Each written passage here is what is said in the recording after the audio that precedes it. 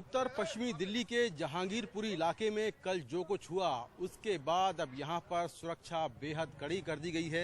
इस वक्त मैं जहांगीरपुरी के सी ब्लॉक में हूं, जहां पर कल हिंसा हुई थी और आपको दिखाऊं कि किस तरह से न सिर्फ दिल्ली पुलिस बल्कि पैरामिलिट्री फोर्स के जवान यहां पर तमाम जो गलियां हैं, सड़कें हैं, वहां पर तैनात कर दिए गए हैं। तो अभी यहां पर हालात शांतिपूर्ण हैं और दिल्ली पुलिस लगातार यहां के हालात पर नजर बनाए हुए है। कल के बारे में जानकारी ये मिली है कि कल यहां से 3 शोभा यात्राएं निकाली गईं।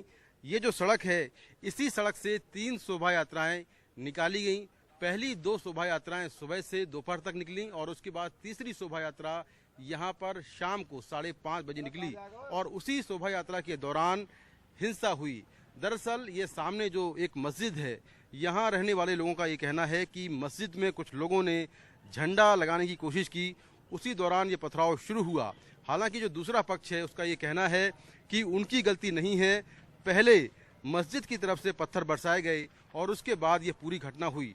तो कुल मिलाकर अभी तक इस पूरी हिंसा के मामले में 9 लोग दिल्ली पुलिस ने गिरफ्तार किए हैं।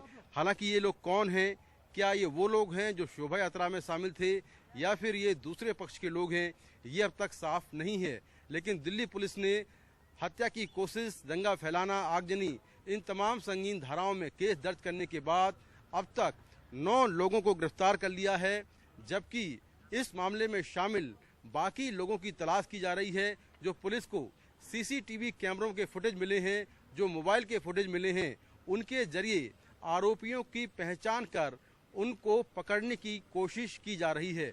आप देखें कि जो पूरा इलाका है ये मिक्स आबादी का इलाका है। ये सामने मस्जिद है तो पीछे मंदिर भी है। यहाँ पर हिंदू भी रहते हैं, मुस्लिम भी रहते हैं और भी अलग अलग समुदायों के लोग यहाँ पर रहते हैं। तो मिक्स आबादी का इलाका है और इसीलिए पुलिस बड़ी संख्या में यहाँ पर तैनात की गई है ताकि कल जो हुआ उसके बाद अब कोई अप्रिय घटना ना होने पाए। दिल्ली पुलिस लगातार सोशल मीडिया पर भी नजर बनाए हुए है।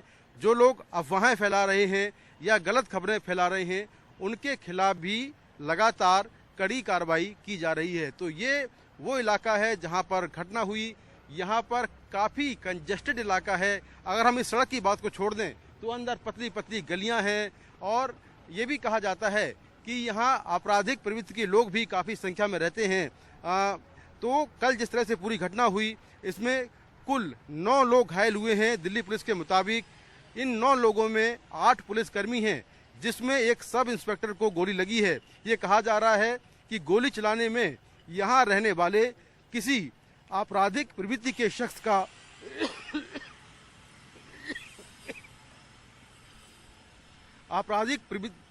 ये कहा जा रहा है कि यहाँ गोली चलाने में किसी आपराधिक प्रवृत्ति के शख्स का हाथ हो सकता है।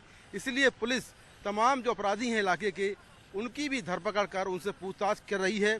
ये सी ब्लॉक का मुख्य चौराहा है।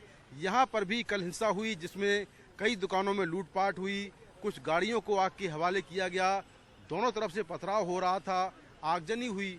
इस तरह से कल करीब आधा घंटे हिंसा हुई और आरोप ये है कि जब ये शोभा यात्राएं निकाली जा रही थीं, उस वक्त दिल्ली पुलिस के केवल कुछ जवान थे जो हालात पर काबू नहीं पा पाए। इसके बाद जैसे ही हिंसा शुरू हुई, उसके बाद यहाँ पर दिल्ली पुलिस ने तमाम जो अधिकारी हैं वो मौके पर पहुँचे, एडिशनल फोर्स बुलाया गया, RIF की कंपनी बुलाई गई, तब जाकर हिंसा पर काबू पाया गया। तो कुल मिलाकर अभी सुबह के वक्त सुबह से लगातार यहाँ पर जो हालात हैं वो अब काबू में हैं और लगातार जो दिल्ली पुलिस के सीनियर अधिकारी हैं वो नज़र बनाए हुए हैं। हमें ये भी याद रखना होगा कि आज से 2 साल पहले उत्तर पूर्वी दिल्ली में बड़े पैमाने पर दंगे हुए थे, जिसमें 53 लोग मारे गए थे और काफ़ी संख्या में लोग घायल हुए थे। तो दिल्ली के वो जख्म अभी तक नहीं भरे हैं। इसी बीच कल की हिंसा कई सारे सवाल खड़े करती है।